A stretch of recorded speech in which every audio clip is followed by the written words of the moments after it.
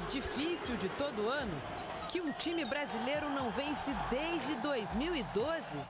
Então, já está rolando a nova versão do torneio desde setembro. E vai ficar mais complicado ainda. O campeão da Libertadores entra agora numa fase anterior, nas quartas, em vez de entrar na semi. E o vencedor da Champions só joga a final. Real Madrid já está esperando. Quem passou para a semifinal foi o... Joga hoje pelo Campeonato Brasileiro, aliás, um grande jogo fora de casa contra o Internacional que você vai ver ao vivo no Sport TV às 7 da noite. Observar, incentivar e achar solução para um grande problema. São 10 os desfalques no Flamengo.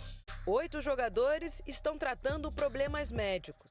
A última baixa foi a de Davi Luiz, que não viajou ontem para Porto Alegre por causa de dores no tendão de Aquiles e no tornozelo. Hoje à noite, contra o Internacional, em jogo atrasado da 17ª rodada do Campeonato Brasileiro, Felipe Luiz ainda terá outras 2 ausências. Arrascaeta e Léo Pereira vão cumprir suspensão pelo 3º cartão amarelo.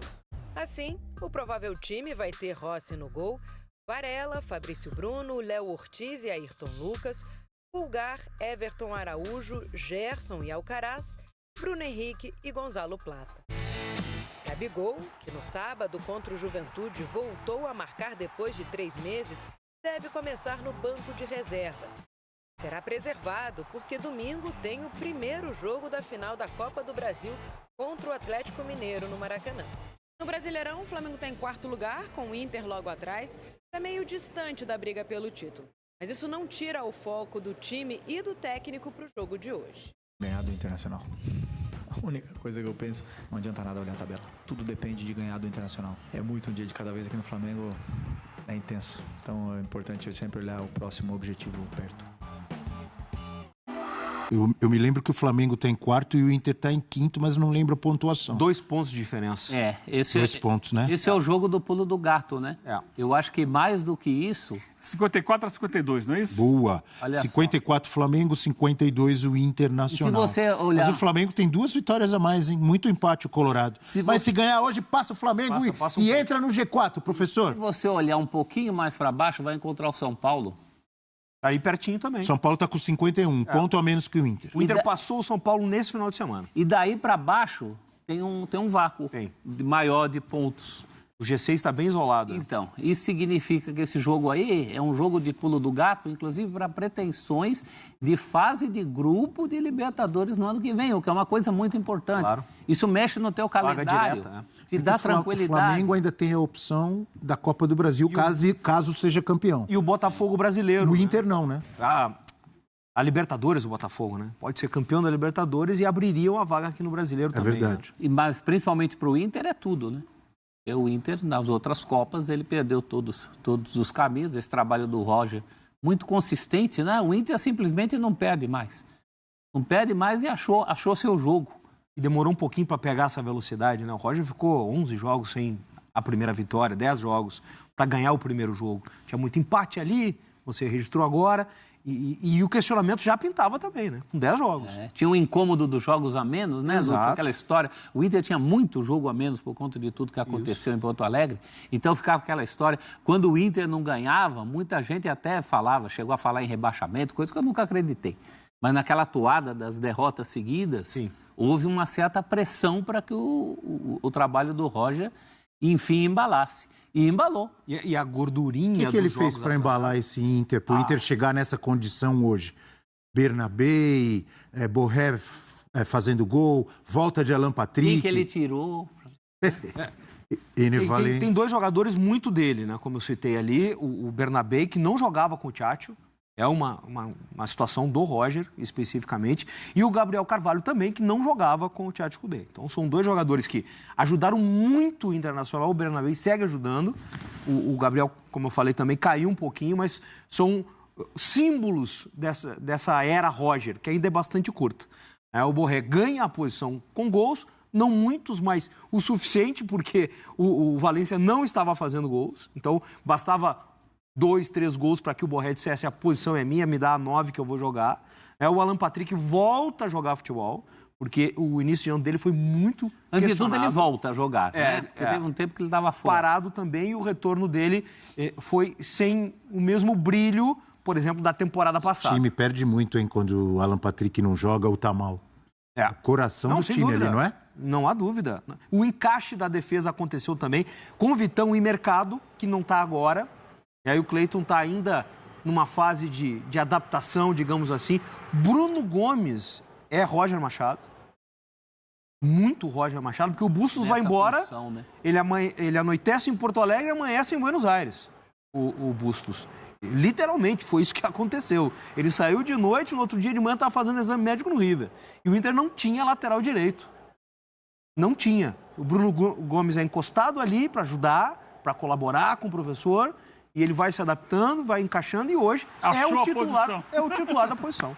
Não se fala mais sobre isso. E do outro lado, o lado do Flamengo, que tem já no domingo, né, o primeiro jogo da final da Copa do Brasil contra o Atlético Mineiro.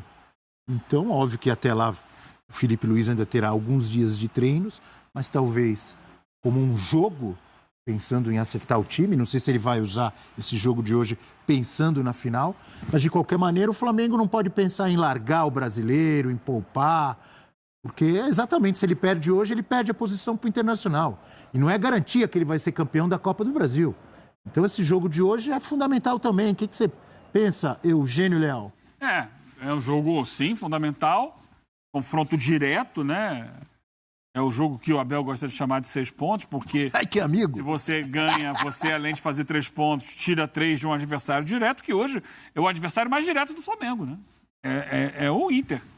É quem está na briga direta com ele ali por uma vaga. O Flamengo está um pouquinho atrás de quem está acima e está muito perto do próprio Inter. Só que o Flamengo tem nada menos do que 10 desfalques para o jogo de hoje. 10 desfalques. É claro que eu estou contando nisso aqueles que já estavam fora há algum tempo, mas são desfalques, né? Claro. Então você bota o Pedro, Luiz Araújo, Cebolinha e vai. Diretoria do Flamengo se manifesta em tentar contratar o atacante Antony. O Flamengo foi comunicado, né, e mencionado pela imprensa britânica com um dos clubes interessados na aquisição do atacante Antony, atualmente no Manchester United para a próxima temporada. Contudo, o portal MRN consultou a fonte vinculada à diretoria do clube carioca, que desmentiu essa informação. Cabe ressaltar que o Flamengo passará, né, por uma eleição no dia 9 de dezembro, o que pode ocasionar mudanças na gestão. O contrato do atacante Antony com a equipe do Manchester United é válido até junho de 2027 e seu valor de mercado é estimado em torno de 20 milhões de euros, equivalente a cerca de 124 milhões de reais, de acordo com o site Transfermarkt, né? Então, eu já quero saber aqui a sua opinião, torcedores. O que você acha a respeito dessa contratação para o Flamengo, né? Antony é um bom nome, né? Um nome que agrada aí a vocês, torcedores rubro-negro. Já comente aí e deixe a sua opinião. Gabigol chegou a ser alvo, né, de especulações. Em novembro de 2023, o jornal inglês T-Mirror relatou que o Manchester United estaria interessado na contratação de Gabigol, sugerindo uma possível liberação de Antony para o Flamengo por empréstimo, né? Apesar disso, a notícia não passou de um boato. Então, mas o que falta agora saber, né, é se o Manchester United ainda vai ter interesse naquele Gabigol, né, que brilhou muito com a camisa do Flamengo em 2019 ali até meados de 2022. Será que o Manchester United ainda tem interesse nesse jogador? Essa é a pergunta que não quer calar, beleza? Então, rapaziada, esse aqui foi o nosso vídeo, né? Espero que vocês tenham gostado. É um vídeo rápido, também do Globo Esporte, né? Um corte da ESPN. E para vocês ficarem comunicados aí, né? E por dentro, né? O Flamengo que divulgou já a escalação, né? Uma possível escalação para jogar contra a equipe do Internacional. Mas antes de terminar aqui o vídeo, pessoal, eu peço humildemente a sua ajuda, que vocês se inscrevam aí no canal se vocês puderem, né? Dê essa moral, inscreva-se no canal, deixe o seu like, ative também o sininho de notificações, beleza? Combinado? Então, se você já fez isso, aguarde agora aí os próximos vídeos e fui!